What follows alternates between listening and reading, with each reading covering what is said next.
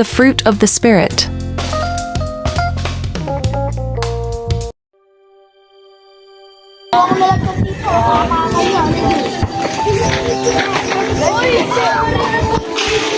I'm sorry.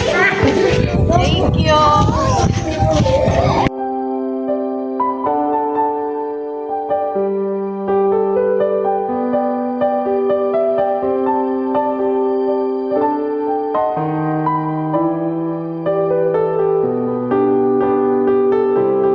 Gusto mo na punta tayo sa park?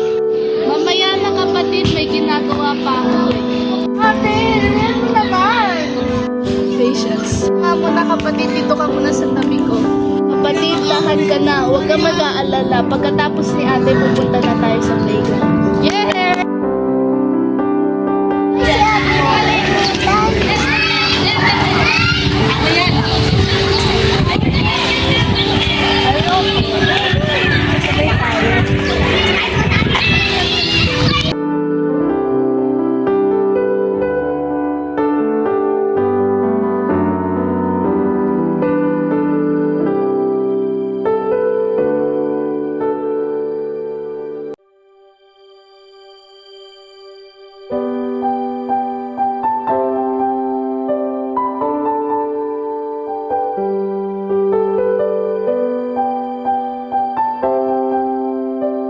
Fruit of the Spirit is love, joy, peace, patience, kindness, goodness, faithfulness, gentleness, and self-control.